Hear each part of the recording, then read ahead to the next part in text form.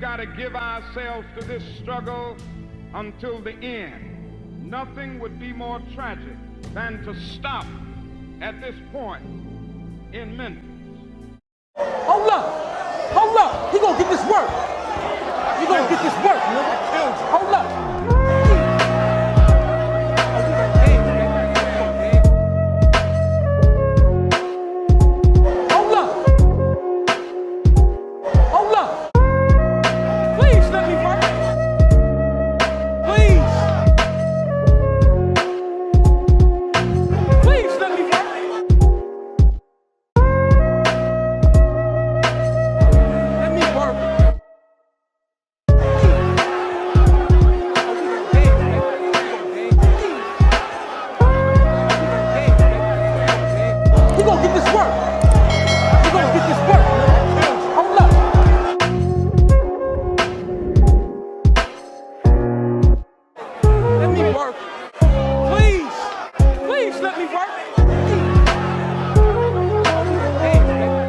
Testing 1, 2, 3. Okay, we're going.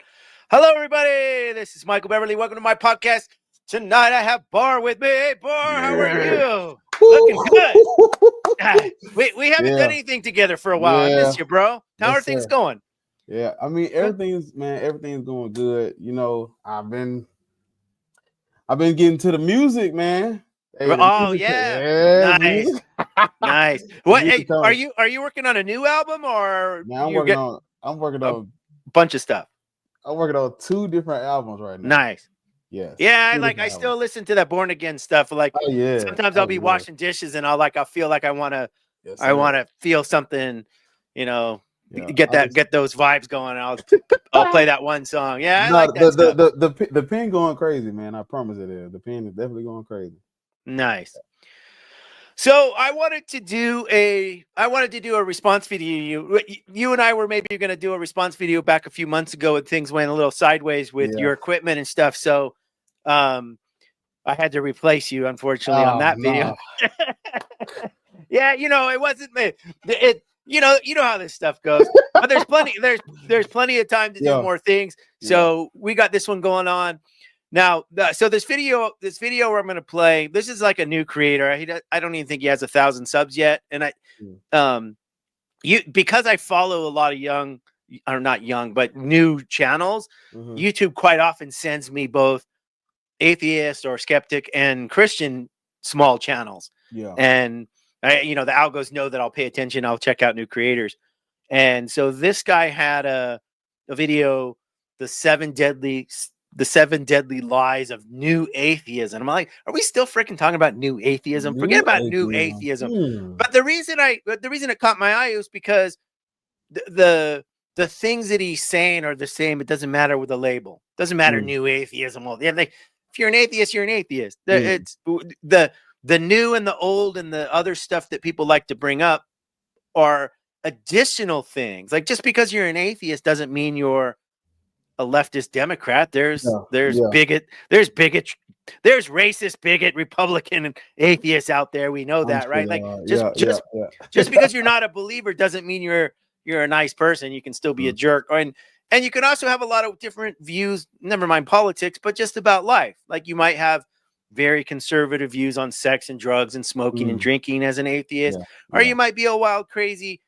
It just means you don't believe in God. That's all it is. Now, there are things, generally speaking, atheists don't go to church, generally speaking, et cetera, et cetera. But anyways, the idea that there's like these deadly lies, I always like that things are always like deadly and scary and blah, blah, blah.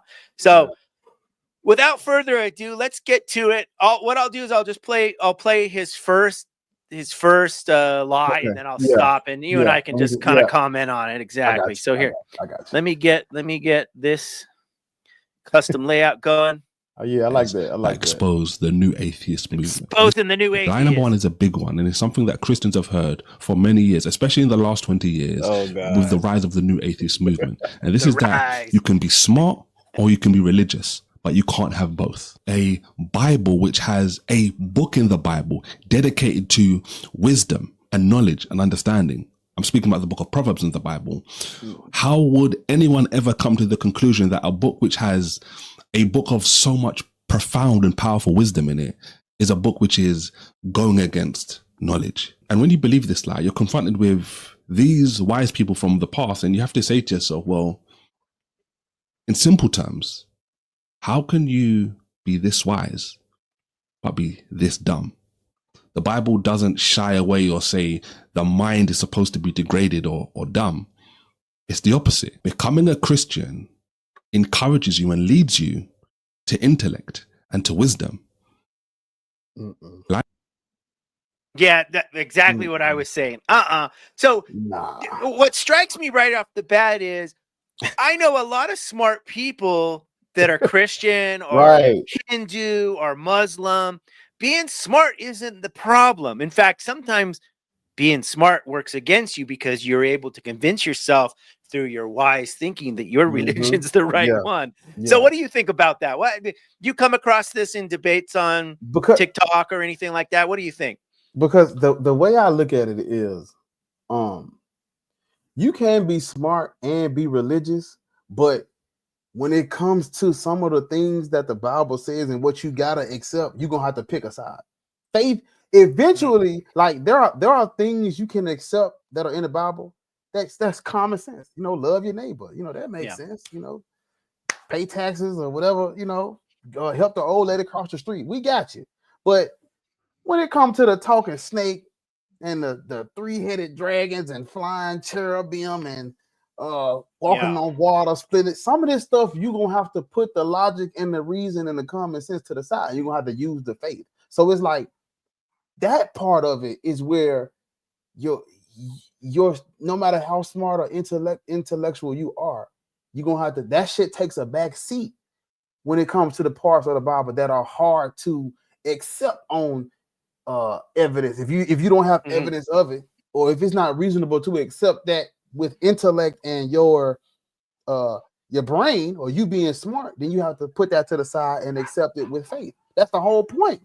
Accepting things you have not seen, accepting things, things you don't have evidence for. That's exactly from Hebrews. Is it? Yeah, Hebrews 11, right? Exactly. Have you heard some of these? To me, I call them the pseudo intellectual Christians, where they'll say things like, well, we know the worldwide flood's not scientific, and we know the talking snake and the talking donkey, those are metaphors and stuff, right? Jordan Peterson. Oh my God, man. I can't for the life of me understand how people, like, he has some good stuff when he's talking about some other shit, how to make your bed. But when he talks about religion and people like him talk about religion, it's like we're not talking about like what you're saying. Yes, the flood can be a metaphor or a simile for something else. Yeah, the Cain and Abel, because I did a reaction to his talk with Richard Dawkins about Cain and Abel, and it's like I'm not asking you, do Cain and Abel types exist? I'm not asking you, can you see similarities between the characters in a book and people in everyday life? We asking you historically, literally, did this stuff happen? Did these people exist? And they can't give us. And when you ask that question, that is when the intellect and you being smart has to take a backseat, because now you gotta jump through hoops. Yeah. So it's fair to say that this quote, this deadly lie of atheism, is just BS to begin with, because you and I aren't saying Christians are dumb. We're not saying Mormons or Islamic or Hindu people are dumb. There's doctors and lawyers and accountants and smart people in all religions. What we're saying, don't let me put words in your mouth, but this is how I see it. People compartmentalize. So they can be a lawyer or a doctor and be the best in their field. You get them in the church and they turn that part of their brain off.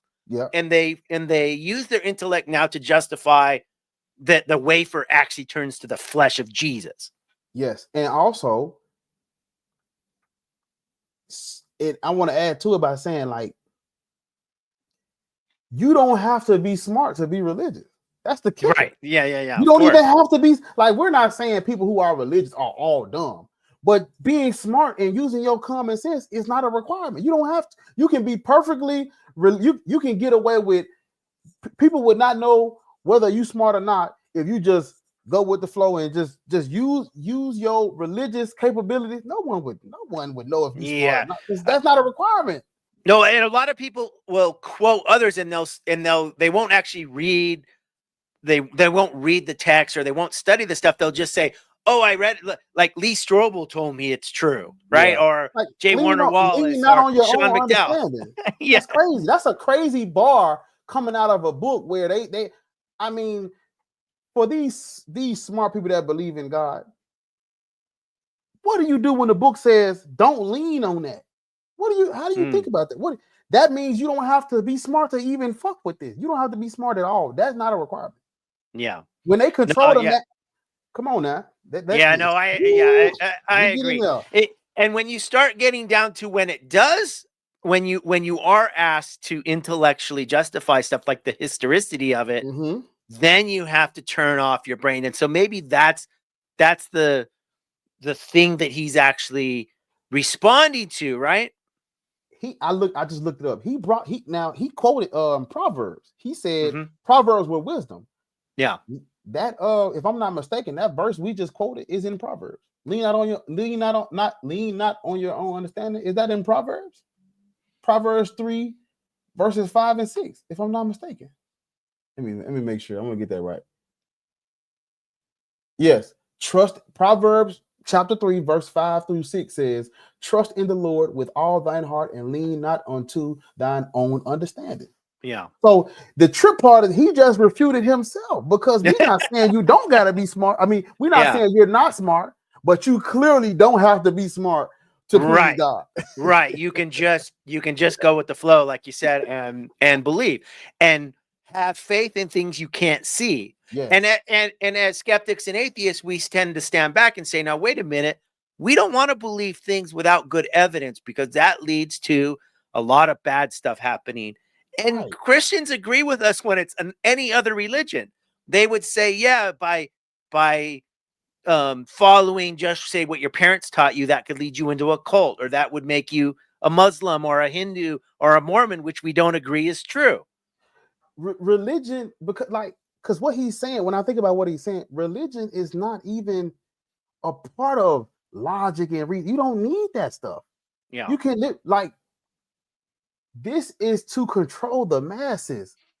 Nobody cares if you and I lived during the Stone Ages or the Dark Ages, and we weren't the brightest tool in the shed, but we were really religious, we wouldn't have to worry about getting burned at the stake. Right. We wouldn't have to worry about being crucified and tortured. But us would have been the first to find out, well, the earth ain't flat. You and I would have been the one that was actually coming up with things that show we were into. Man, they would have burned us at the stake. So it's and they did. They torture people that did stuff like that. I hear you. Okay, let's go to the next. Let's go to the next number 2. We could have rolled that for like. For sure. Okay, let's see, because he's got some more gems in here. Okay. One which was a staple of the new atheist movement, and it was to get Christians and other people to believe really and truly that morals and ethics matter more to atheists than it does to Christians. This is what the new atheist movement used to do heavily. They would attack the Bible and say, well, how can a loving God be so loving? Or how can he be all loving? And command these heinous, these atrocious, these genocides in the Bible. And they would try to present things as if they had the moral high ground. But the more you unpeel the onion, which is atheism, the more you realize that there's really nothing there holding it up morally. It's morally bankrupt without a foundation on an objective level.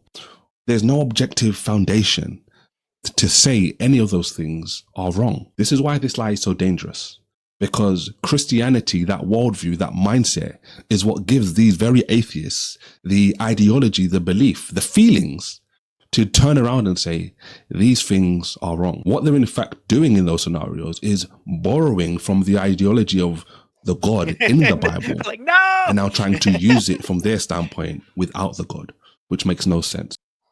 Yeah. Now, How many things in there? How many things in there do you just want to?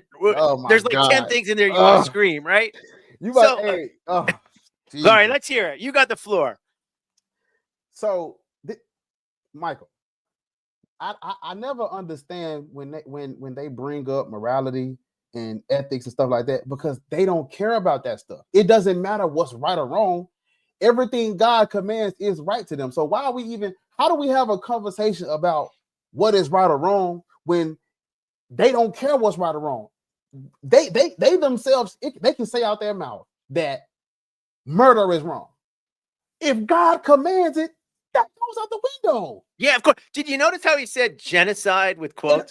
And also, Michael, the crazy part is listen, these people love to bring up how atheism has no moral leg to stand on. That's because it's not making no claims about morality. But I will say this right here. That man, the man we are watching, he's only religious because of slavery, colonization, some form of oppression is why he is a Christian or why he's defending his faith. If I told him that, it would not faze him. He don't care. Yeah. So why they talk about us like we just so out of touch with what's right or wrong when we can break down to them why the fact that he's even a Christian in the first place is wrong. He wouldn't care. Yeah, and so you make a very good point. Being an atheist does not then lead to, I have a moral code. So we agree that we don't have some objective standard because that's not what atheist means. But when you're an atheist, since you don't have a belief in a God or some holy book, it forces you to now use your empathy, your reason, your logic, and to come up with things. And that allows you to say genocide's wrong. Yes. Slavery is wrong. Murder is wrong. These things are wrong. And then the Christian says, how do you know they're wrong? You can't say that. You're stealing from our foundation. I'm going, no, your foundation says they're okay. It's crazy because morals and ethics and all of this shit that Christianity thinks it has a monopoly on, all of this stuff predates the religion. This religion ain't that old. Yeah, no, I hear you. We are older than this.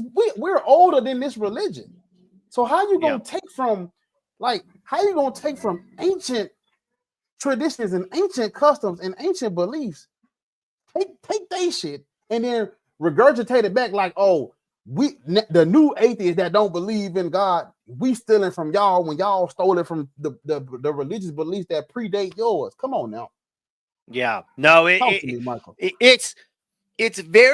it's very weird to hear them say that we have no objective standard and we're stealing from them. When the reality is, if you ask them, what's your objective standard? Like if you ask a Christian, okay, what's your objective standard for when it's okay to go to war? Like, let's say you have kids and they're 18 and they come to you and say, mom or dad, I'm thinking about joining the military.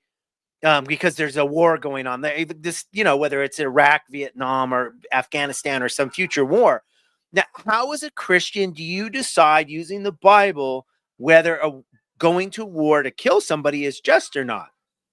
The Bible doesn't say. In fact, all the examples in the Bible seem to indicate God's totally fine with genocide and war. So also self-defense. Now, most people that have empathy don't want to kill somebody else. Even in self-defense, it's like you would hesitate to want to kill somebody. How do you know, though, like if you are protecting your family, is it righteous using, like Jesus said, turn the other cheek? And there are Christians that are complete pacifists. Now, I wouldn't agree with them as a humanist. I would say, no, you have a right to protect your family and loved ones. But I do get the point where you don't want to kill somebody. Like the Mennonites and the Amish are pretty hands off. But how do you get that from the Bible? Like you can have Christians argue both sides. The death penalty, for instance, is the death penalty. I hear Christians all the time say, the death penalty is totally cool with God. And then, of course, you have Catholics and other Christians to say, no, the death penalty is not cool with God. So they're preaching an objective standard, but you can't get them to give you any, a practical way the standard's applied. They can't give you any of that because none of that matters to them. Whatever God commands is the right answer. So it don't matter. If God, thank God the Bible got an update. Thank God, because it blows my mind how people talk as if Christianity has the moral high ground when at one point they literally were killing women who were not virgins. Yeah. And it was justified through the scripture. But thank God Jesus came to start a new covenant where all of the evil shit that he commanded at first, he changed his mind. So if we really get deep into it, God's morality waits on us. It only gets better when we get better. If we were still in the Stone Ages, burning people at the stake, stoning disobedient children alive, wouldn't nobody be complaining. No, of course, brother. If we were 60 years ago, you and I wouldn't be having this conversation. Talk to me then, Michael. Yeah, no, this is what I don't get about Christians not seeing. In America, just in the last generation, it would have been illegal for you to date my daughter. Mm-hmm. In fact, if you tried, you'd probably be lynched. Literally. Now, that's Christianity. Mm-hmm. That was Christian objective standards, right? Yes. They justified that with the Bible. They said that was the heart of Jesus. Mm-hmm. And as the civil rights movement started ramping up, white Christians would tell other black Christians like you, we love you, brother, but it's not right for you to come into our church. We love you in the name of Jesus, but hands off our daughters.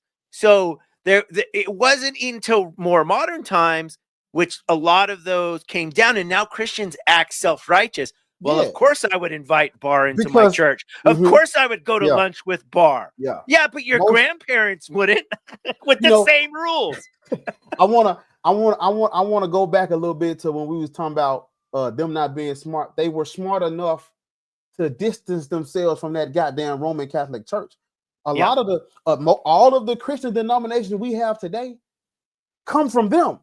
Yes, they did. Let me talk to these. The new Christianity, they saying new atheists, we're gonna say the new Christians. All of these denominations and of Christianity we have the new today, Christian movement. You're right. They were smart enough to distance they motherfucking self from that Catholic Church. They knew to get away from them Protestants, the Lutherans, the Methodist. They knew to distance themselves from that Roman Catholic Church, because the same way a Christian can tell you, oh, Christians abolished slavery. Yeah, and the Christians started it too. Yeah. Motherfucker. Who are they fighting against? Come on now, talk to me. Yeah. So this is another thing that always comes up in the American Civil War. Who are they fighting? Communists? Atheists? Were they fighting Jews? Were the Southern plantations being run by non-believers? No, it was Christians. Come on. The idea that there's this objective standard, the idea that you can go to the Bible and figure out the right thing to do and it's exactly what you said. They're following on the coattails of secular humanism and people that stepped out of the umbrella of religion and said, what's the right thing to do as a human being that cares about another human being? Oh, we can wipe off stoning our daughters. We can wipe off genocide. We can take slavery off the table. We can take indentured servitude off the table. We can take race mixing laws off the books because those are wrong. Well, it wasn't from the Bible they did that. It was from thinking and following in the footsteps of secular humanism. And maybe the deist a little bit, right? That Thomas Jefferson and Paine and some of the deists, Benjamin Franklin type, that said, yeah, okay, look at the trees. There's a God, but it's not the Christian God. That God's evil. I wanna add one more thing to what you just said. We on the second deadly sin of new atheism. The ironic thing about what he's saying and what you're saying is what he's accusing us of doing with Christianity, he's doing with secular human. They did it with secular humanism. Yeah. It's projection all the time. Come on, projection constantly. All of the atheists that are secular humanists, Christianity has taken what you believe, and they got you feeling like they have a more high ground over you when they've taken what you hold near and dear to your heart. Yeah, exactly. On your head. Why do you think the younger generations of Christians in America today are way less anti-LGBTQ plus than they were 20, 30 years ago? Because of Christianity? No, come on, not even in one teeny bit. They're following the humanists, 100%. See, it really gets under my skin how people just diminish the Old Testament and just disregard it. Like, no, yeah, like it's a different God. Come on now, 20 or 30 years ago, if we was following just the Old Testament, you talking about it wouldn't be a L, a G, a B, none of that. No. Yeah, get all of them off the map. Oh, 100%, 100%. Yeah, you nailed it exactly. What he's accusing us of doing, of stealing the morality from them, is what he's doing. He's stealing the morality from us. Bam, you nailed it right there. All right, let's go to the next one. Woo, that was it. Now, lie number 3 is one which so many people realize as they get older a lot of the time, and as they continue to pursue more success and more achievements in life. And that is that natural achievement is enough. About Proverbs earlier, the same wise person who wrote the book of Proverbs, Solomon, gave us the book of Ecclesiastes, a book which in a nutshell highlights to us as anyone who reads that book, that all these consistent pursuits in life mean nothing if there's nothing at the end of the rainbow, if there's nothing at the end of the road. That's bullshit. Imagine going through life doing all this stuff for nothing. It's pointless. That is the conclusion the writer of Ecclesiastes comes to. And he says, all of this stuff is vanity. There's no point to it unless there's a God. And there's a higher power, there's a higher mission, a higher calling, which we are gravitating towards, which we are moving towards. And that is the book of Ecclesiastes. You got to pause it. I need you to pause it right there. Oh my goodness. Let's hear it. He said something. Who's the nihilist now? See, these people scare me on a certain level, because when you listen to them talk, they speak as if it came out that no God exists, we'd be in for a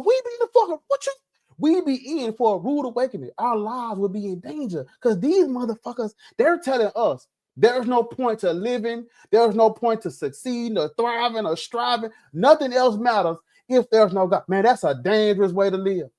Yeah, it's super dangerous, and it's very ugly. And here's the weird thing: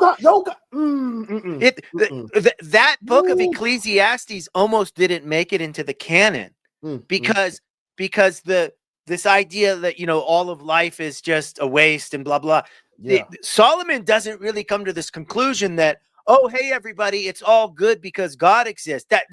That's not Solomon's conclusion. Solomon is like, it's all vanity. It's just vanity, and the reality is, my life is so much more rich and full now without church, without the fake friends that I had, without all that bullshit. Yeah, let me talk. And you and I both know this. You and I can have even though we're in different parts of the world, and we're not sitting together, face to face in the same room, and maybe that'll happen someday. But even if it doesn't, you and I can have a connection here, and we can have a friendship here that's meaningful, and we can care about each other that's meaningful, even though we don't think we're going to be rewarded for it later. We don't think. And if you and I were in this, like you and I are walking down the street in real life together, and we're going to go to lunch, and you say, Michael, you know what? I don't have no money. I would say, I got you, brother. I'm going to share my sandwich with you. I don't do that because I'm going to be rewarded by God. I don't do that because I think it's the right thing to do because some God told me to share my fucking sandwich. And that's the thing they don't get. We don't need that. And the other thing they don't get is, let's say we saw some poor guy with a big thing of cash, and we're in the woods, and we know, hey, we could thump him on the head and take all his money. Oh, are we going to not do that because we're worried about punishment, or we're worried about God watching us? No, we're not going to thump the old man and steal his money because we're good people with good hearts. And we don't like to, we wouldn't want anyone to do that to us, and we wouldn't do that to somebody else. And you could just put that whole thing down the road. Why are we against genocide? Not because we think God's going to judge us later. Why do we not want to sexually assault people or steal or be mean or call people bad names or make people feel bad? It's nothing to do with, this nihilistic thing that they think is just, it's the complete opposite. Who are the nihilists or the Christians who think the world's going to burn? Who Jesus is going to come back and slaughter everybody that's his enemy? Read Revelation. He comes on a white horse with that blood is flowing like rivers as he slaughters innocents. And that's they're praying for that, brother. They want it to come. They want the world to burn. Goodness. You know, I'm sitting here thinking, it's like we gotta stop letting them do this. They don't have a monopoly on God. This is just one religion. Yeah. God, people have had gods throughout history. And so when they say, well, there's basically there's no meaning to life if this God don't exist, it's like you ain't even talking about God. You're talking about just this religion. You're talking about Christianity. And this can be disproven. It has been disproven, and it's going to be disproven again and again. So it's like, to me, how I look at like religion is not just a plaything for me. I look at it as this is the ultimate sign of evil. This is the ultimate. Christianity is like oppression on steroids. They managed to find a way to get everybody from every other ethnic group to worship white Jesus, European Jesus. Michael, let that sink in. I recently learned that, you know, religion is just the deification of a people. Every ethnic group, every group of people got a God that look like them. Yeah. How the fuck you get so powerful? You got every other ethnic group, no matter what shade of wheat they are. Every ethnic group fucking with this dude. Blonde hair, blue eye. Yeah. Ask my Michael, what are you? What is my ethnicity? What is your ethnicity? Half Jew from my mom's side, all right, and half British from my dad. As my Jewish / Britain brother, it is the ultimate sign of respect to me is say I can't fuck with that off the strength of black atheists, and black atheists can't fuck with that off the strength of me. We can't. You and I can't fuck with these religions because these religions they've done something to all of us that's we cannot forgive them. Yeah, so no. The fact that we having this conversation, yes, the fact that we having this conversation is fucking crazy. We got people defending literal evil, Michael. Yes. And there, no. He's saying out his mouth, there would be no point to any of all of this is vanity if this evil is not true. Oh my God. Yeah, it's mind-boggling. It is mind-boggling. That's why I'm sitting here like, he's essentially saying if we can't glorify bigotry, racism, misogyny, hatred, genocide, we have nothing to live for. We got nothing without oppression. Yeah, we got nothing without unequal, unjust, Michael, and othering the other person. Like if we can't say all those other people are going to hell and they're worshiping demons and the false gods, and if we can't glorify ourselves for being so smart to be Christians, oh my God, Michael, then we got nothing. We got nothing. There's nothing to life. You might as well go jump off a bridge. Oh my God, man. Yeah, there's nothing to life if we can't say slavery is okay. Exactly. There's no point in living. There's no point. If the God of the universe ain't sacrificed himself to serve as the motherfucking loophole for the things he came up with, there's no point to living. If snakes don't talk, there's no point to living. And donkeys. Come on, talk to me, Michael. Yeah, no, this is why this is one of the reasons I love you so much, brother, is because you and I get it that this is a viral disease that needs to be stamped out because it's seeped in such hatred and bigotry. There's no fixing it. Like I don't like I talked to some non-Christians who want to try to play nice and get along with Christianity. I just don't think it works. I don't think I'm getting more and more and more on the train of it. There's no hope. There's no peace there. The Christians are the ones that started they started slavery. Yeah. They pushed the button. They the reason why we so fucked up. Yeah. What are we supposed to do? Like the religion, it wasn't even about whether or not it was true. You motherfuckers gonna believe this. It ain't no choice. Yeah. We are sitting and talking about whether or not this is true. And in its conception, it was motherfucking get in line or get slaughtered. Fuck being true.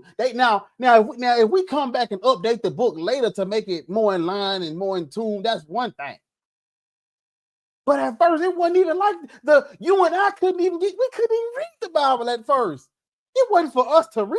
It was just you was a sheep at first. Now we got all these holier than thou smart motherfuckers trying to debate which they're not. Man, look, that's not how this started. That's not how we got here. Yeah. It was illegal. It was illegal for blacks to be taught to read. Come on. It was a crime. It was a fucking crime. Come on. Yeah, I mean, the idea that just American slavery should be enough for any modern person to reject Christianity, because any God that would have allowed that to happen is a sick, sadistic, unworthy God. I don't care if he exists at that point. He's off my Christmas card list. Sorry. That's why I'm like, okay, look, if you believe, that's why I said Christianity don't even got a monopoly on God, because some people believe God is what created all this. All right, fine. If that's what you're gonna call God, fine. Christianity is not about it's not about God. This is evil. Yeah, no, it's about a system. Michael, of oppression and control. Michael, I'm about to fuck you up. Okay, go for it. When the new Christians find out when they find out you don't believe in God, what's the first thing they ask you? How you think we got here? Michael, it was never about that. Yeah, you're right. That's not why they started the religion. That's not why we here. 100%. Where you get your morality? Michael, yeah. That's not what it's about. That's never what it was. It wasn't about that at first. No, I agree 100%. About, Michael. And even if we concede some God made this world, that's got nothing to do with Christianity. That's what I'm saying. That's what I'm saying to you right now. Yeah, 100%. Christianity is so powerful that when they find out you're not a Christian, they think they have a monopoly on God to the point where they gotta ask you how you think we got here. Ain't no way it's another God that could have done this. Because this is not the most popular God because it's the truest God. This is not the most popular God because this is the easiest to be convinced of. This is not the most popular God because this is the religion that makes the most sense. No, this is the most popular religion through violence and evil. And this is not, how you get to call it evil, brother. If it's a human being on this planet that could look at the track record of if oh my God, I'm about to get it out and we can move. If there's a human on this planet that could look at the track record of the Roman Catholic Church and what they've done and how they put this shit together, them Romans and them Europeans, shout out your people, them folk crazy. If you could look at that track record and say, you know what, this is the greatest conceivable being. This is the good news. Ain't shit good about this, Michael. Yeah. All of the good things that you can find in religion predate the religion. And can happen without any belief. Amen. Amen. You don't need any belief to be nice to people. So the million. So look, if all of this stuff predate the religion, Michael, the $1 million question is, why am I a Christian? Why am I in America? Why am I over here when I'm not from here? What am I doing?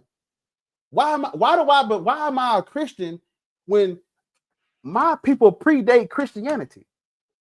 We was preaching these things way before Jesus was thought of. So why am I a Christian, Michael? It's through evil. It's through violence. It's through oppression. It's through that F word we don't like. Yep. And the thing is, white Christians in America want you to be grateful. No, that's evil, Michael. Yeah, 100%. Yeah, 100%. It's evil. There's nothing else to describe it except 100% evil. Michael, I'm promising we can move on. It's so bad, Michael. Black folk don't even care what the God look like. Yeah, they don't care. Michael. That indoctrination is so powerful. Come on, right now talk. The most important person that has ever existed. They don't care what he looked like, Michael. It's that deep. Yeah, it's that bad. They don't care. They don't care. Do you see how these I'm sorry, these we 3 in? Is this 2? I think we did 3. Oh my God. This is 3. Let's go to number 4. Oh, good. There's gonna be more for you to get pissed about. Woo, Jesus. Lie number 4 is one which has always made me wonder how this actually is believable to so many people. And that is that atheists are consistent, more consistent than Christians are. Or in fact, that atheists are consistent and Christians are not. How do you, as an atheist, objectively say this thing is good, this thing is bad, this thing is indifferent? It's all subjective, and that's it. Is godless. There's no God who exists, but they will still compel you and say, look, live a life which is good. Live a life where we are nice and loving to others and we treat others with respect, etc. All things which are a common staple of the biblical worldview. What are they basing that on? That is not being consistent to the atheist worldview. There's a lot there, man. You're not being consistent, Bar, but I am. The only way a Christian can say they're being consistent is if they abstract themselves from the entire history of Christianity and they act like Christianity is only what they've experienced and believed for the last, 10 or 20 years. Because there's nothing consistent about Christianity on any topic. Not how they treat women, not how they treat blacks or other races or cultures or indigenous peoples or other religions or, slavery, indentured servitude, debt, loaning money, anger, defense, the wafer and the wine, nothing. There's no consistent doctrine on hell. There's no consistent doctrine on what Jesus actually did on the cross. There's no consistent doctrine on the Trinity. If you go back in time, every single thing has been inconsistent. And what does that mean? It means it's been subjective. It's their opinion. And yet he's got the gall to say, we're the ones. We're the ones. We're the ones that are just subjective. Well, yeah, okay, we're subjective. We like to pick things that are nice, where we're nice to other people. We don't go around as atheists saying, well, next Tuesday I'm going to own slaves because I read it in a book. Or, the projection here is just insane. Michael, you put me through this. So the Christians have told me that we don't get to judge God. And what that made me realize is it's 2 more words they done hijacked. They've hijacked the word good and the word bad or evil. Michael, They do not care if something is good or evil. They do not care. If it comes from God, they're going to do it. Yeah. 10-second story time. I had a TikTok live stream with somebody I was cool with, Michael. We had 700 people watching, and I asked them, would you kill me if God told you to? Without fucking flinching, he said yes. What does that show you? Yeah. There is, why are Christians talking about morality and good and bad when that shit does not matter? Whatever they believe God asked them to do, they're going to do it. And that is the end of that conversation. Yeah. It doesn't matter, Michael. If the Christians think it came from the God, we are in trouble. And this is how all this stuff's justified. Hello. Now we see. So why is a devout Christian talking about good and bad when good and bad doesn't fucking matter? It's all about God. Everything is about God to them. It's not about us. We don't matter. We're just weak, futile. We're mistakes. We're basically a mistake.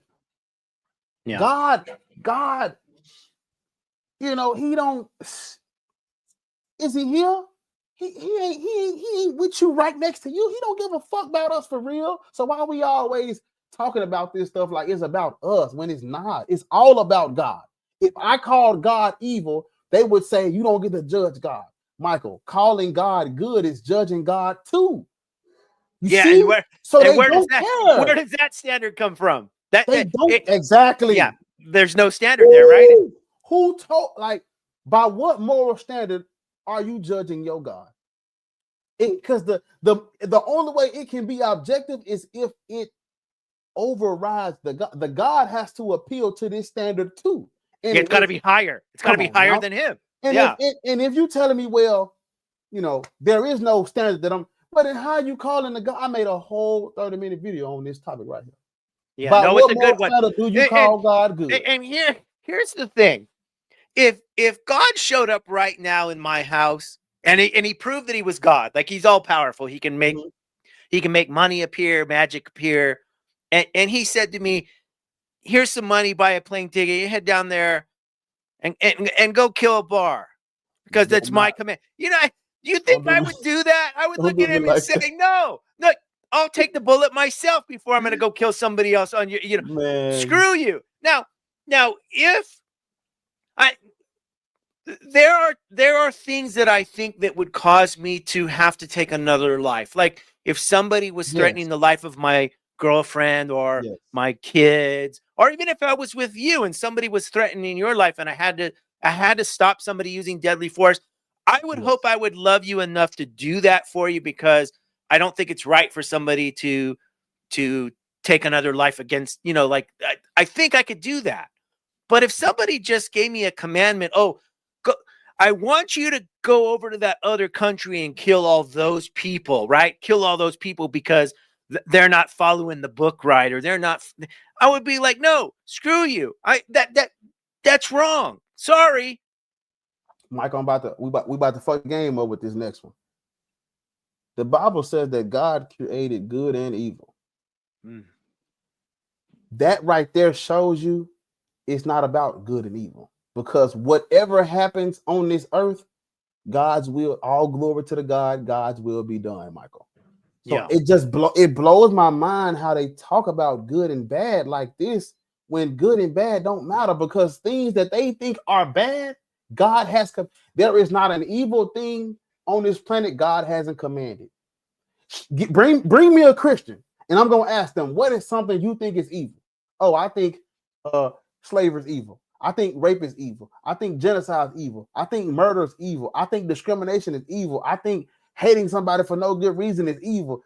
All of the shit you think is evil, the fucking God commands. But when you see that your God commanded it, well, I don't get to say what's good or evil. Boom! It's not about good and evil. Yeah, you are so right on that. This reminds me of one of the first terrible things where God commands Moses to take troops and go kill their own people, like their own brothers and sisters. Like, and it says in the Bible, 3,000, I think it was, maybe 6,000, but in the thousands died that day from the sword. Because why? Those people didn't, you know, they weren't pleasing to God. And he told Moses to send his own troops to kill his own people. Come on. What if you're willing to kill your own family, your own cousins, your own brothers and sisters because God said they didn't please him well enough? Come on, you'll do any evil thing. You'll do anything. And it's exactly what you said. There's no good and evil. It's not about that. Exactly. And also man. And also, that's what I'm telling you, Michael. Why are we talking about morality with people that don't care about morality? It is not fair for them to try to have this conversation like they got the moral high ground. Yeah.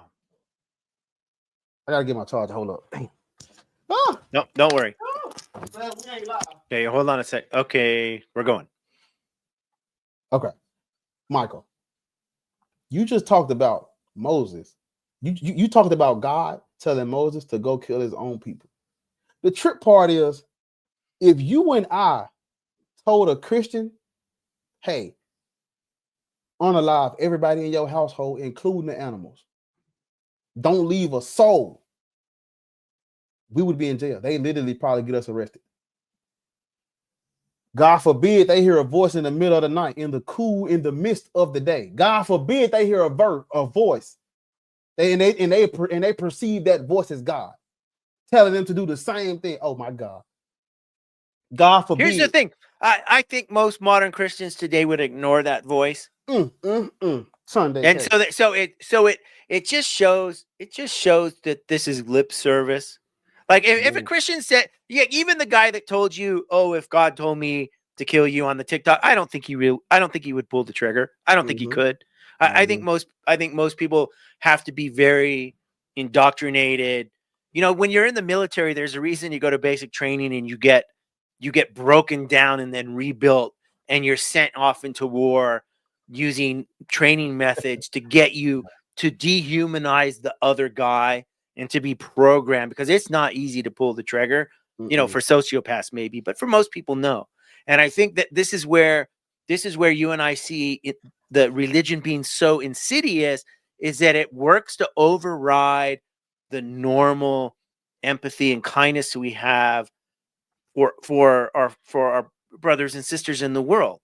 And we didn't get there easily, because if we're back in the Stone Age, it was very natural to see the other group as being the enemy. And I think if we went back 4,000 or 5,000 years in human history, it's a lot easier to kill the other guy. It's a lot easier because everybody had their own gods. Everybody had their own hungry kids, and everybody knew there was limited resources. We don't live in that world anymore. So to get one group to go kill another group, it takes a lot more effort on the power structure to get people to drop that. And and then we look back on the stuff. Now, of course, none of this stuff happened. Moses is not a real character. The stuff that Moses didn't really happen. But the idea of it was based on how people thought back then. And people did think back, even in early Judaism, they thought there were other gods, but it's just their God had, bigger cojones and a bigger club. And as long as he was on when Yahweh was on our side, we thought the Jews or the Israelites, the early tribes thought they could go kill the other, the bad gods, the Hittites and the Canaanites and the Amorites, the Moabites, because their God wasn't. And when you read the Bible, sometimes you see the Israelites got their butts kicked, and they would say, well, it's not because our God isn't the biggest, baddest God in the block. It's because we were bad and he's punishing us, right? There's always a justification. All right, let's move on to the next. All right, let's see what number. I think we're on number 5 now. God be with us. Number 5 is a big one. This is one which is being debunked as we speak more and more as time goes on. And that is that without Christianity, things will be better. But as time's going on, we're starting to realize, everybody else is starting to realize anyway, we as Christians knew this already.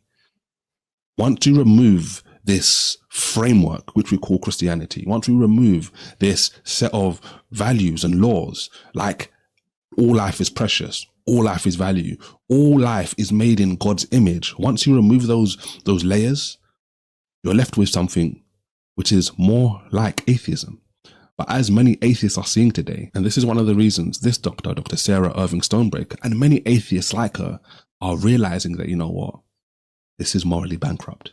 This is going to lead us to doom and gloom and destruction. And over here in Christianity, there's hope. There's a reason to do the things we're doing. Christianity never says, become a Christian and leave your intellect, your wisdom at the door. Christianity continues to say, this is the wise way to go. And once you walk into God's kingdom, once you believe that God is real, you will open yourself up to and ascend to a higher level of intellect. And this is the thing. Sometimes you can continue to pursue more and more and more knowledge, when really and truly it's the simple thing which is right in front of you, which will give you the greatest shift, the greatest elevation in knowledge that you could ever desire. Okay, talk to me about this idea that Christianity provided the framework that all life. Does this guy not? He's not read history. Do you think American Christians would have considered him a human being 150 years ago? Michael, come on, Michael. Morality and ethics existed long before Christianity. If Christianity didn't exist, who knows? Because the transatlantic slave trade wouldn't have probably happened. There would be no Muslims. There would be no Jews or Judaism, and there would be no Christians. If you take away those three Abrahamic religions, you take away so much goddamn violence. I'm not saying the world wouldn't have been violent still, but goddamn, that's a big ass chunk of blood. Yeah, it's the Christians have this idea that if it wasn't for Christianity, there would be all this total mayhem and destruction. But there is if you go to mayhem. other, no, yes, you're right. Total mayhem and destruction, wars and slavery. But if you go back into Chinese culture, for instance, or African culture or Indian culture, of course you see fucked up things just like humans do fucked up things. Yeah. But you don't see, it's not like all these other cultures didn't figure out murder was like a bad thing. Now as societies evolved, it changed. If you go back long enough, murdering the other guy was usually okay. Mm-hmm. But 10,000 years ago, if you killed somebody from another tribe across the valley, nobody's going to care. Now, as time progressed, everybody recognizes that's wrong. But these things they act like if you go to Japan that where they're typically not Christian, all of a sudden all of these horrible things are just fine. Like the Japanese thing, oh, let's have sushi and then let's go commit genocide and stuff on any different level than any other group. Come on. Who was fighting in World War II besides the Japanese? Christians. Who was fighting in Vietnam? Christians. Who was fighting in the American Civil War? Christians.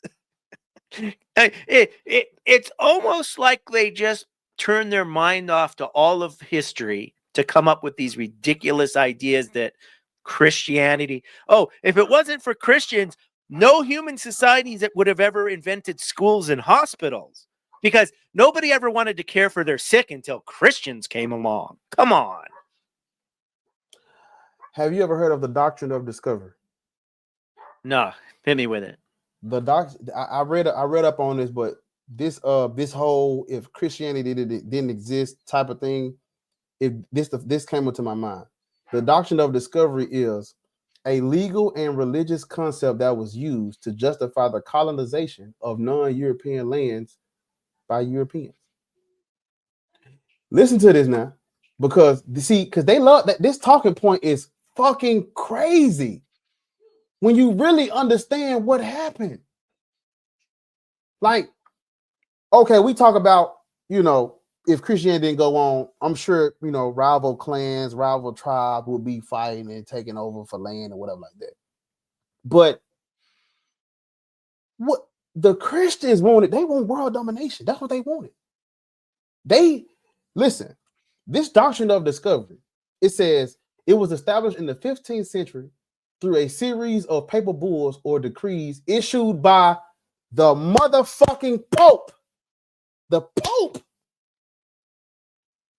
These decrees gave Christian empires religious authority to Christianize all unchristianized nations, all unchristianized land.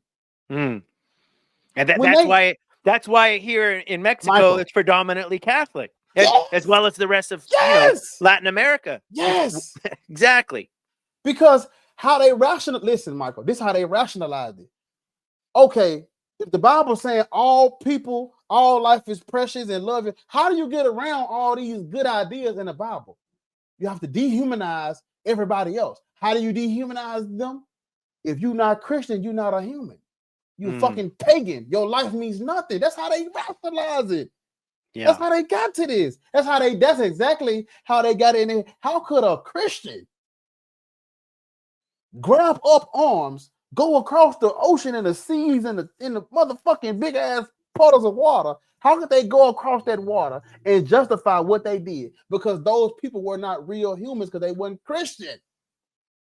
Anybody that was pagan, your ass wasn't a real human. So this talking point of Christianity is the reason all of the world is as good as it is. First of all, the world is fucked up. We are fucked up. Yeah. We are messed up. 90%, maybe even higher than 90% of black people in a fucking America don't know nothing about nothing but oppression and Christianity. And they don't care. And people have the nerve to talk like this guy. Oh, Christianity is the reason for all morality. All of us are doing better now because first of all, we're not doing better. It's just an illusion. Yeah. But this doctrine of discovery by itself kills his whole, what that was, the fifth one? Yeah, I think that was number 5. Yeah. It destroys it. Because you're 100%. This is how we got here. This is why Mexico is predominantly Catholic right here. And this is why we are predominantly Christian as Africans, African descendants. This is the answer. The doctrine of motherfucking discovery. It wasn't nice people showing up with logic and reason and saying, let me sit down with you, brother, and show you the evidence of the resurrection. No, of course. Yeah, of course. No, it was more like, hey, we're showing up and we're going to kill all the soldiers. We're going to dominate you. We're going to intermix with the women, and we're going to build churches. Michael, and you better show up. Michael, you better bring your tithe. The doctrine of discovery gave Christians the right to capture and enslave non-Christians. This shit was started by the Pope. Yep, 100%. Again, remember, when we go back, when we watch this back, remember what I told you. All denominations of Christianity come from the Roman Catholic Church. The Pope is over all that shit. You can distance yourself as much as you want to. You can call yourself any type of other name. Your ass is a Roman Catholic. Go to the cathedral, motherfucker. Go to the Vatican, because that's who your forefathers are. Not no. This is a great point. This is a great point. I tell people all the time. You wouldn't have Presbyterianism or Calvinism or Methodist or Pentecostal. You wouldn't have any of those if it didn't come out of Catholicism. Come on now. That's what built. That's the foundation of all of it. Yeah, no, 100%. Talk to you, 100%. If the Roman government doesn't make Christianity the religion of the state and bring out the sword, then the whole thing is a different history. A whole thing. And if you don't have the popes and the Catholics and all that building up all this edifice, then you would never even have Martin Luther. He wouldn't have existed. Talk to him. Yeah, no, it's the greatest deception Protestants do to themselves. Come on. That they somehow are outside when they're. Where did they get their Bible from? The Catholics. Where did they get their doctrine from? The Catholics. Where did the Trinity come from? The Catholics. Come on. Yeah, if they had an ounce of integrity, they would become Jews. And if they were just Jews and they said, our job's not to proselytize, our job's not to enforce nobody to be like us. What does God tell us to do? Follow the law and be good people. It's not about believing some magic blood sacrifice. And you know what? And I'm not going to try to say the Jews don't do bad stuff, because that would be stupid too. But at its core, the difference between a Jew saying God's desire is just to do the right thing, and if you screw up, God will just forgive you if you ask, because that's how God is. If you just took that, you would be a lot better off than the Christian idea. It doesn't matter what you do. You can enslave, murder, kill, and all you got to do is say, Jesus, forgive me. I'm sorry. Oh, your blood makes me clean. Like, what kind of adult wants an innocent guy bled out for them? Michael. Come on. We have just demonstrated, we've given, this is concrete evidence that the Christians used secular humanism to update their morality. Because the fact that we have denominations of Christianity that branched away from the Roman Catholic Church, they had to use something outside of the Bible because the Roman Catholic Church came up with that shit too. Yep. Ain't no Protestant or no Lutheran got their own doctrine in the Bible. They ain't got their own gospel. They use something outside of the religion, and it made them want to distance themselves from the foundation. How you gonna distance yourself from your founding father? That's crazy. Yeah. You think because you change your name, you ain't a Catholic, motherfucker? No, you're a Catholic. You're a Catholic. You're go just to a the bad. Vatican. Go kiss the Pope feet, motherfucker. Yeah, you're just a bad Catholic. This is evidence that secular humanism is why we got all these. They knock on your door politely now and ask, have you heard the good news? That's secular humanism. It ain't the Bible. It ain't the New Testament. It ain't a Jehovah Witness. No, and fucking no. If you need evidence, that Christians take their morality from the new atheists, look at the denominations. Why do we got denominations? Because they had to branch off from the sick fucks that started it. Yeah, once you go to Bible, let me talk. Yeah, you're. Once you go to seminary, once you go to Bible school, once you do some time and you start studying the religion, and you realize the Roman Catholic Church fucked everything up, you gotta distance yourself. Let me talk to these motherfuckers. You see what the Doctrine of Discovery said? It said this shit was issued by the Pope, nigga. Yeah.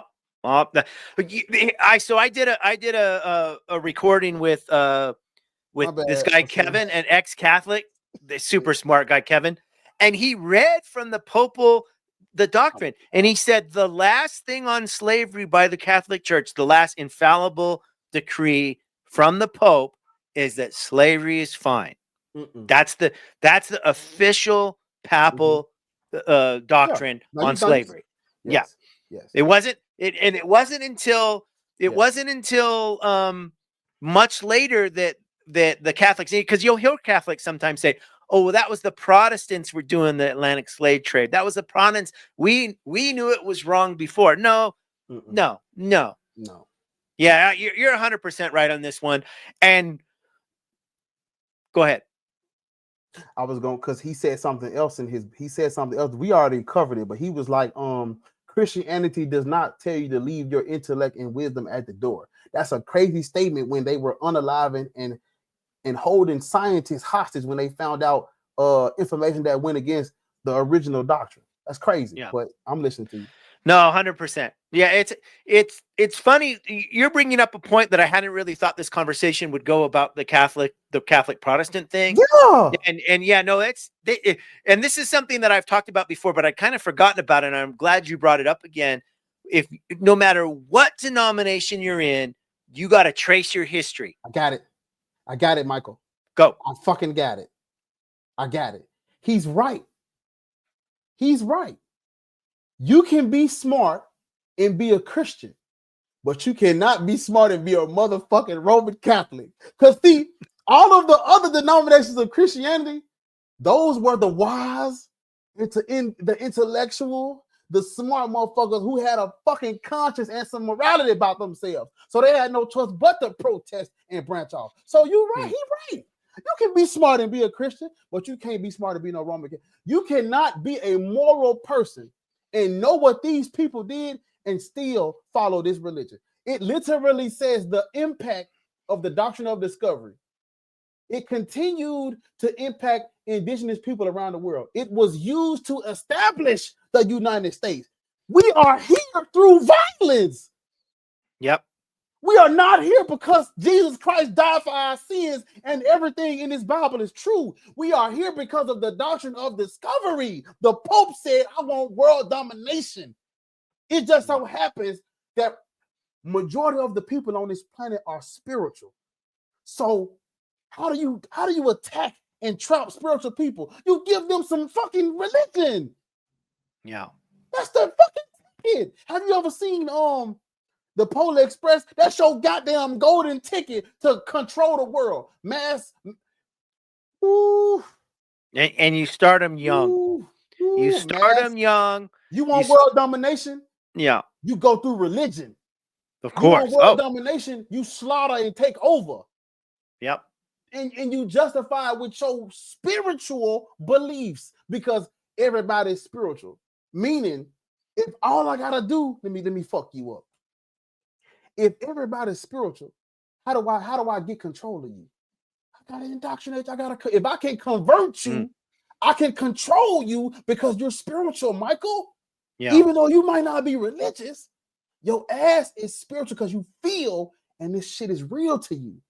The earth, the nature, you don't have to believe in that stuff, but you know it's there and you feel it, and you have empathy in your spirit and your whatever you're gonna call it. If I can convert your ass, I can take all that energy you put into what's real, and I can have your ass like this dude. This really it tears me apart. You don't know. No, I hear you. This is the worst example of evil you can fucking see. Yep. A goddamn Christian talking about how good the world is because of the what did we say earlier about that nihilism shit? If the doctrine of discovery is not justified, there's no point to living, because that's why we Christian, Michael. Mm-hmm. That's the only reason we Christian. We are not Christian because Christianity started in Ethiopia. Stop that. That's cap. That's not why we Christian. That's not why you Christian. 100%. Let's move on, brother, to the next thing that's going to rise your blood pressure. I think we're on number 6 now. Lie number 6 is a deadly lie, and it's one that really needs to stop being told, or at least stop being expressed as if this is true, because it's actually not. Lie number 6 is that Christians or Christianity holds us back and it doesn't push us forward. This is always funny to me, but it shows how much people are actually really engaged with history, even recent history. All of the scientific expansion is founded on professing Christians who felt compelled as Christians, not restricted or rejected as Christians. They felt compelled to study science, to learn these things, because they believed deeply that God had created everything. And this was a way to prove in a mighty, powerful way that God exists. This is why many people can observe creation. We can look at all these different things in life that are here, and we can realize, okay, just the way things are created on a micro level, computers, cameras, microphones, clothes, on a far greater level. When I see all of this stuff, as I see that the world seems to be fine-tuned for us to live here in this state, it has to be, or it points to heavily, that there's a creator who created all of this stuff. These were some of the things internally which were compelling these scientists, who were also Christian, to push forward and study these things. And this. All right, talk to me about this idea that all these scientists were Christians, and that's why we know what you had no fucking choice. Yeah, they killed. They murdered atheists. Right. Those who do not seek the Lord God of Israel shall be put to death. That's Second Chronicles chapter 15, verse 12 through 13, or something like that. Those who do not seek the Lord God Israel shall be put to death. You acting like you had you ain't had no choices. It's sickening funny. It's sickening funny to think that you would look back, say, at European history and say, oh my goodness, all of these scientists were Christians and believed in God, when exactly what you said. If you weren't outright killed, you certainly would be cut off from society. You couldn't get a job. You wouldn't be respected. This even into modern times. It was hard to be an outspoken atheist even in the 1950s and 60s in America. Come on. He said something. Oh my God. It really, I ain't gonna lie, it breaks my heart, because it's just so. Man, this shit just break me down. That's why I do not talk to these people, because they hurt. It hurts. Because he said he said Christianity is not holding us back, man. Yeah. That one is just Michael. It's just insane. Michael, Michael, I'm gonna tell you the truth. I don't even know who I am. I have no idea where I come from. I don't know who the fuck I'm related to. I don't know shit about my ancestors that I wish I would have to pay probably $300 to get a fucking mouth swab so they can tell me. What do you mean it's not holding us back? Everybody's so stuck on goddamn Christianity. And it's like, where would we be if we focus more on each other and secular humanism? You telling me this is the best we can do? Michael, do you think this is the best we can do? Brother, no. And it reminds me of the things that is so insidious about this lie. Doctors, if you read even just a slight amount of history of early medicine, the church opposed, like they had to steal corpses to study because the church had rules. They had to do things that were outside the bounds of the church to study medicine, to learn about the body. And a lot of the stuff that the early people that became doctors did were against the rules, because for one, the real nihilists are the Christians, right? So it's like, it's just God's will. Who was it that stopped smallpox? Was it praying to Jesus, or was it science that built vaccines? No, he is so completely 180 degrees from reality here. I would say, let me give you another example. The development of computers. So Alan Turing, he was pushed into suicide by Christians who chemically castrated him for being gay. Now, when you look at that and you say to yourself, how can Christians with a straight face say that somehow they propelled us into the future, somehow they provided these progressive ideas, or somehow we would be held back if it wasn't for Christianity? No, if we didn't, imagine if we had another religion that said gay people were the best and the God was chosen, we would have had computers developed probably 30 years earlier. Alan Turing would be considered a prophet and a amazing person instead of a degenerate who needed to be castrated. Come on, Christians have opposed all advances in science. Christians have opposed all advances in medicine. Christians have held us back on everything. Do you know who Galileo is? Of course. It says here, because this is what came to my mind. I said, there is somebody that was persecuted for what you're talking about. Yeah. By the Christians. It literally says that he was persecuted by the church for saying the earth orbited the sun. Yep. So do you know how big of a slap in the face it is to hear this man say, you don't have to leave your intellect and wisdom at the door? Yeah, now that y'all already, I mean, when you got billions of people praising and worshiping this Roman invention, who does it really fucking matter what a scientist think now? Man, this religion is so strong, scientists could come out tomorrow. All scientists could be on stage together and say Christianity is false. There's just a lot of it is they don't give a fuck. No, yeah. It's not about what's true. It's about faith. So yeah, 90% plus of scientists in a field can say, hey, I don't believe in God, he's not necessary. They will glom onto the 10% or even the 1%, and they'll say, no, but look at this one scientist out of 1,000 believes in Jesus. Come on. It's ridiculous. Come on, guys. But can we grow up? Can we be honest with each other? Can we enter 2025 facing history with reality and honesty, come on, people. Christianity has done so much bad.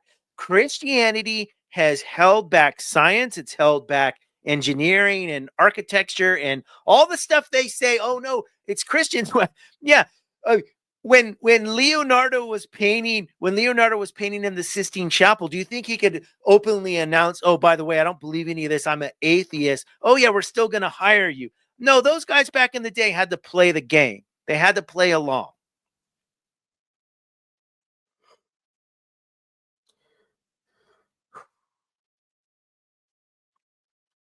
Michael, listen to this. It just hit me. It's a revelation.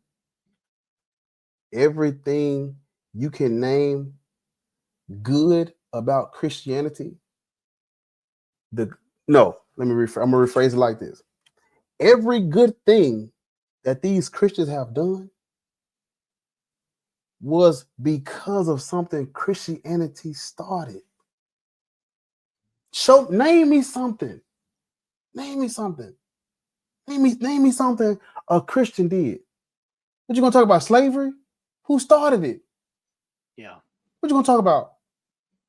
Well, all these hospitals, women's suffrage, women's suffrage, right? Like who is fighting women to have the vote was Christians, right?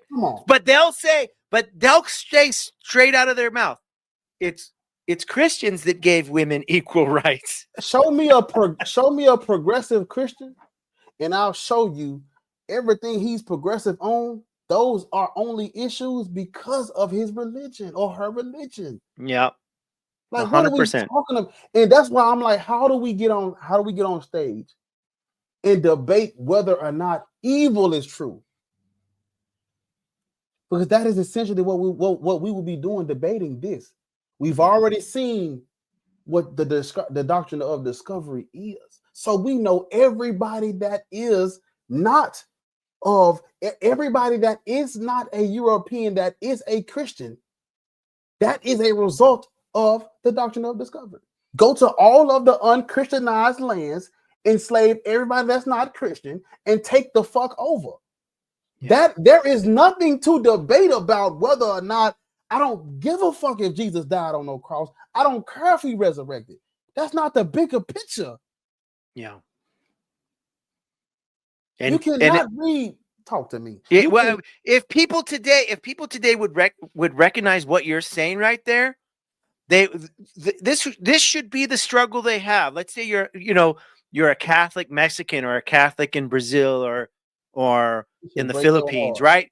You would say to yourself just the same way you're saying to myself, why am I a Christian? Yes. What happened to my ancestors? That is the $1 million question, Mike. What happened to them? And then you would say, God, if you're real, if this Christianity is real, I reject it because I won't stand on goodness for the enslavement and the murder of my ancestors. I won't take it. I won't tolerate it. I will not support it. I will oppose it. I will speak against it. And I will not bow down to that God if he's true. I will spit in his face. Michael, I got to get this out. This shit is so fucked up that when you say the word creator, everybody automatically thinks you're talking about Christianity and Jesus. They think they have a monopoly on the creator of the universe. Remember what he just said about how about that. I can't remember his exact words. They think that they have a monopoly on the creator of the universe, Michael. Yeah, every other religion's deceived by the demons and Satan, right? Everybody else is wrong. Come on now. If we brought up the universe had a beginning. If we say the universe had a beginning, they jump straight to white Jesus, Michael. Yeah. That's how deep it goes. No, you're bringing up a super good point. You're bringing up a super good point because if you go back in the history, the early people that the foundation of Christianity, going back to the early Israelites, the Judeans, the development of the Yahwistic cult, had nothing to do with a white Jesus, nothing to do with the human sacrifice for saving everybody. No, of course no. Michael. We're talking about what created the universe, and they jump straight to Jesus. If that ain't a telltale sign, who really has all the control? Michael, how the universe started has nothing to do with Christianity. If it did have a beginning, it has nothing to do with Christianity. Christianity, 100%. Christianity don't even really talk about it. It says in the beginning there was fucking nothing, and God said, "Let there be." What?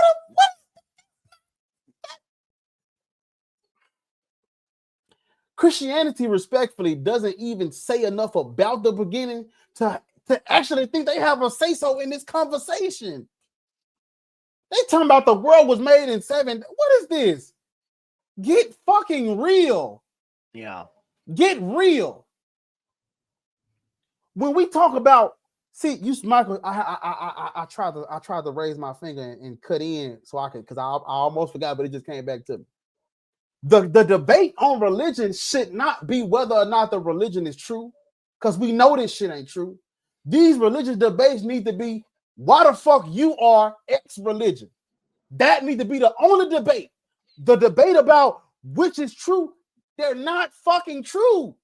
Yeah. Because if it was true, you would, Michael, everybody on every side of the universe at the same goddamn time knew you needed food, water, and shelter. You ain't have to go around spreading the truth. The truth about this universe is, it just is. There are things that people on the far left side of the universe and we knew the same exact shit, because all of us is experiencing this shit the exact same way. Ain't no secret. What do you have to spread though, Michael? What do you got to force on people, Michael? Lies. It's a doctrine, a religion. Doctrine. Yep. All people are spiritual. All people are spiritual. Not everybody's fucking religious. Religion is something religion has a doctrine. Michael, I don't have to explain to you how to experience this. You know how to do it. Yep, 100%. You feel it like I feel it. I don't gotta. Yep. We don't have to come up with a doctrine. Come on, talk to me.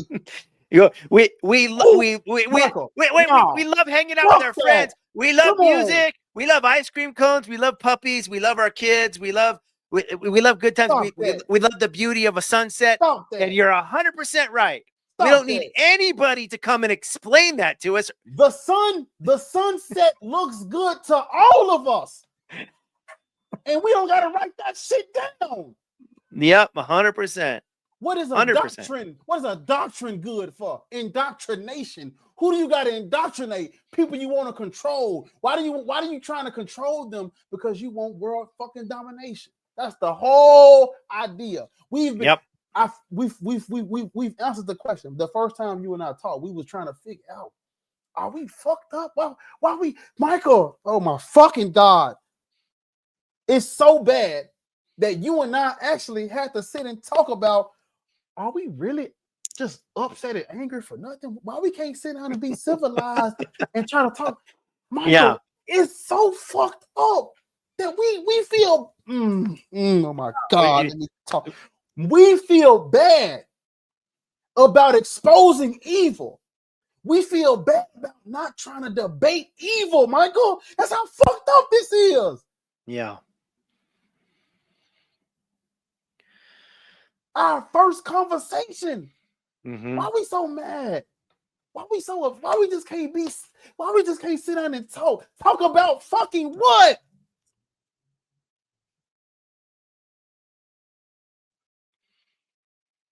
Oh my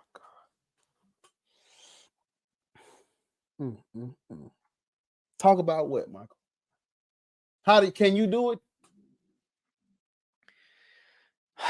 You know, can you do it? It's the powers of evil in this world have been so ingrained and so indoctrinated and so normalized that people don't even see it. They're blind to how insidious, evil, and how much it destroys people's lives. And they actually call evil good. Yes. That's how screwed up it is. They actually do evil things, and then they call it good. And then they would listen to you and I talk and say, we're the evil ones. You and I are arguing for the bad team. Yeah, like what we're preaching is leading to death and destruction, but not them. No, it's completely upside down. Completely.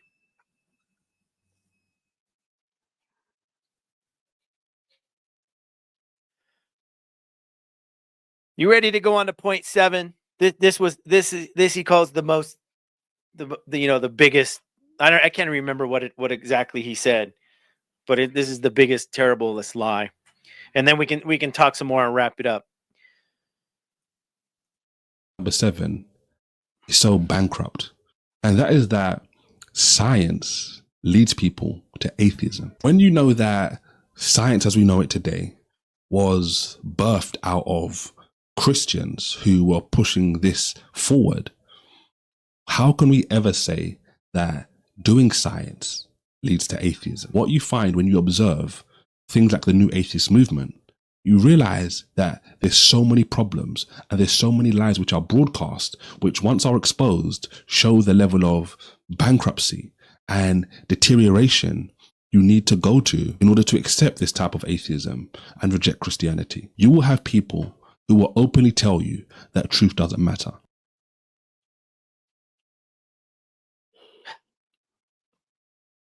No, I'm going to openly tell you, Bar, truth doesn't matter, because that's what it means to be an atheist. Truth doesn't. We're the ones saying truth doesn't matter. But our side, the non-believers, we're out there preaching truth doesn't matter. Yeah, let's, because you and I like to accept lies and bullshit and believe things that aren't true, right? Like that. It's the projection here and the twist is not only it's maddening, but it's sad.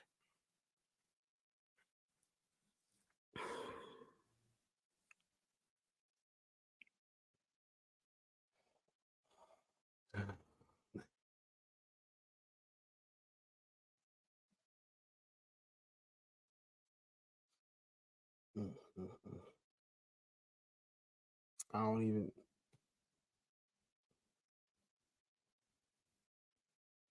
know what to say. It's heartbreaking, isn't it? Yeah. I can't. That's why I don't talk to these people. Because I'll be lying. Yeah, well, I think when one of the reasons I like to do these streams with another creator and talk through it, as opposed to trying to have a debate with the believers, because you end up spinning your wheels.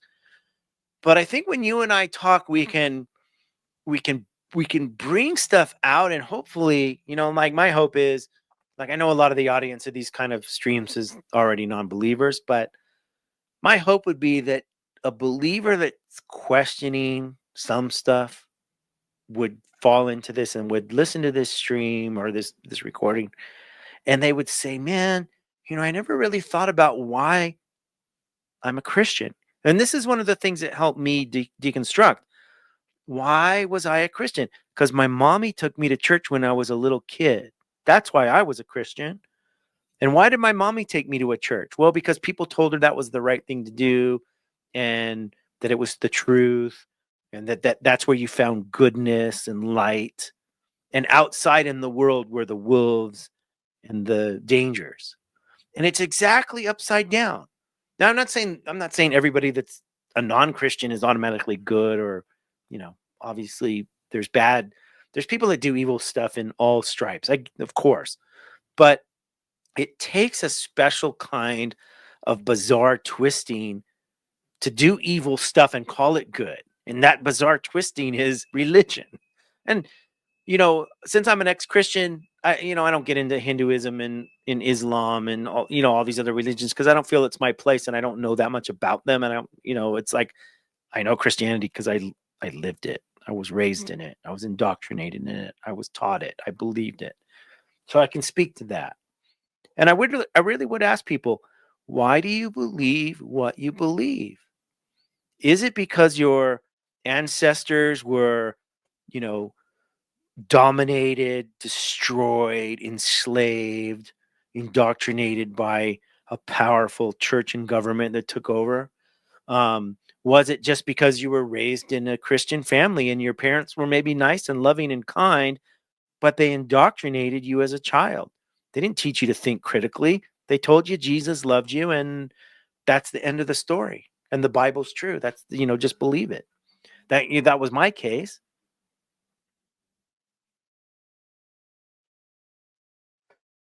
The only reason I'm not a Muslim is because my ancestors was on the wrong ship. There was a ship that was I actually forgot what it's called, but we not Muslim on this side because, you know, the Christians got us. Mm-hmm. The Christians got this side of the family. The other side of the family, yeah, that slave ship went to the Muslim country. Yeah. But you want to know something crazy? I think the greatest insult to this injury is one of the very first slave ships. It was named Jesus. Wow. Boy, that just sent chills through my fucking body. It's not about what's true. It's why, not what is true. Why are you religious? Why is this the religion that you grew up in? And I think that is a conversation people should get on stage and debate. Because I think it is, I think one of the most disrespectful things you can do. I'm starting to believe this. One of the craziest things you can do is try to actually debate whether or not this evil is true or not. This is evil. I don't care. I don't care how many good Christians you can name throughout history. This is evil. And you maybe I'm taking it on blind faith. It ain't blind faith. I have proof, but this is evil. Yeah. In every sense of that. If we don't know what evil is, here it is. If you need a picture of it in the dictionary, Christianity. I'm right there with you. I can't. No. I'm 100% with you. And you know, I've been struggling with this. I can't. No. I've been. I have been. You know, I've done some recordings with Jay Bundy. I don't know if you're familiar with Jay's work, but I've asked him to keep pushing me and talking to me about where the line is on having the very thing that you're talking about, Bar, having the debate about whether it's true and what's historical in the Gospels and what's the origin of the religion. Like, I find that stuff fascinating, but you're right, brother. This shit is fucking evil. And these people are oppressors. These people have done the most evil shit in the name of, you know, love and truth. And I think we have to continue to call that out. And if this is going to make me, you know, some extreme leftist or some progressive, you know, whatever, or blah, blah, blah. I don't care about the fucking labels. I don't care. They call me whatever you want. Let's talk. Let's just have real talk. Christianity is evil. Christianity isn't true, but that's irrelevant. That is irrelevant.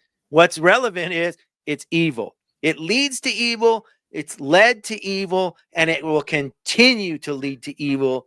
And we need to fight against it and point it out. Debating, and I'm just talking about like the intellectual people.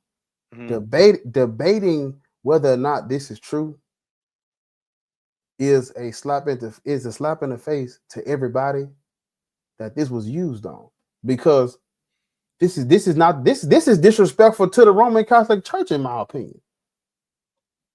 You really think they sat up and was like, is this true? You think that's what was on the Pope's mind? Whether or not you believed it was true? Okay. Yeah, all right. No, I take it as a subconscious slap in the face to get on stage and actually, like, you got time.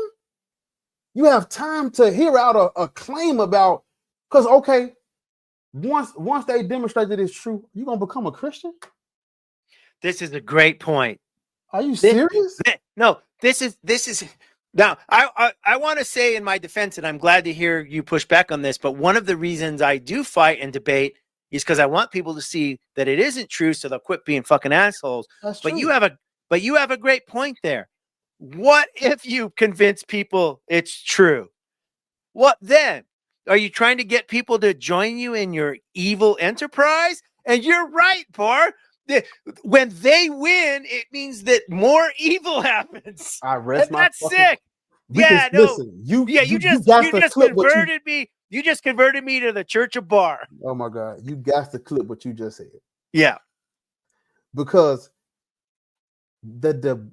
us debating it is evil.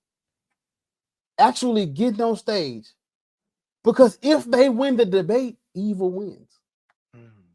You just said it. Wow. Yeah, and I understand we gotta wake people up, but it's like, I don't even know. I feel like if I show you why the real reason why you're Christian, if this don't convince you, nothing will, because this is about your family, this is about your livelihood, this is about your ancestors, this is about your respect, and if this don't change you, nothing will. Nothing will. Yeah, if nobody is religious because of common sense. No, you're 100%. Oh my 100%. God. Yeah. Oh my God. 100%. Let's hear it. My whole channel is not even about whether or not it's true. I've been just trying to get people to give a fuck.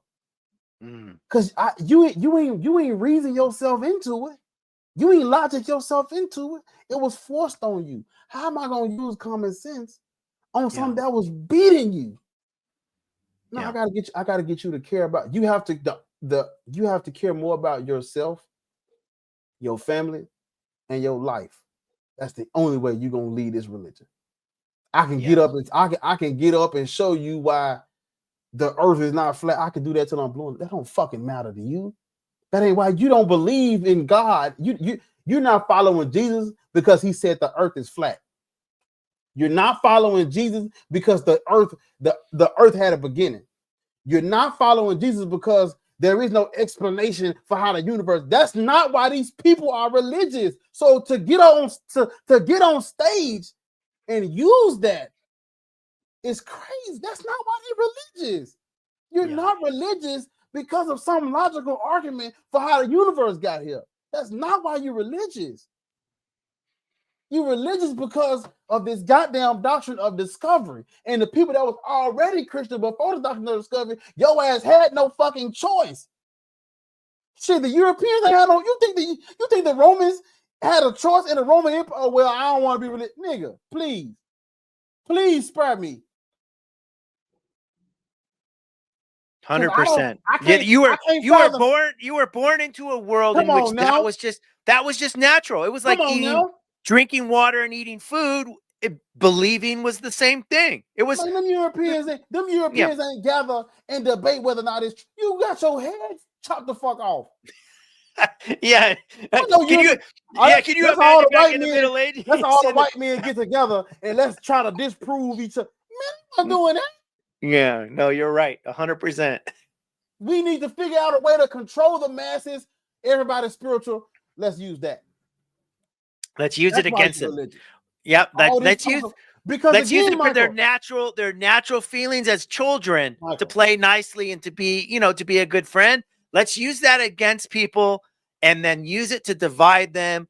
And then anyone against that, you just make them the enemy. Michael, Jesus Christ dying and resurrect, that has nothing to do with the universe at all. That to think that story has a monopoly on how we got here, that's fucking sick. Yeah. How the universe has the creation of the universe has nothing to do with Jesus. It has nothing to do with him or his father or that Holy. No. And this is endless. No. What does the Trinity have to do with being good to people and not owning slaves? Nothing. What is the wafer and the wine? Nothing. 100%. You know what? You have given me some epiphanies. I'm going to really have to think about how I want to go forward with my channel, with the time I spend on talking about these things. Because you're so right. You are so right. It does. All of that other shit has nothing to do with shit. Michael. And at the end of the day, people are indoctrinated with bullshit. Exactly. And this has been good. You have really helped me see some stuff clearly tonight. Michael, they ask us, well, if it ain't true, is it useful? You and I, you yourself alone, you talk for like 5 minutes. You've already shown evidence of how their morality comes from secular humanism. They had to upgrade. They had to upgrade what the Roman Catholic Church created just to even have a say-so in this conversation. So just to be able to sit at this fucking table, they had to update the religion. So asking us, is this religion useful? Is a slap in the fucking face, because you're telling me, okay, what they really asking us is, are the Christians that use secular humanism but still believe in the updated religion, are they useful? I would say they are useful because they're not using the religion. They're using secular humanism. So yeah, they're useful. We need their hands too. Because you can be a Christian till you blue in the motherfucking face. You're doing good because of your secular. You're doing good because of your humanism. You're not doing good because no God. You're not doing good because no God. No. You're not. Yeah, you have to fight that impulse. You have to fight that impulse, and you have to fight that history. You have to go against all your history. Go ahead. If you think they're doing good because of their religion, show them the foundation of their religion and watch how they gonna cut a fucking rug. Yeah. Your denomination of Christianity comes from the most violent, evil thing that has ever existed, and that's that Roman fucking Catholic Church. Do you agree with them? No, you don't. They came up with your Bible. They came up with your religion. You don't agree with the foundation of the religion. What are you using then? You're using your humanism.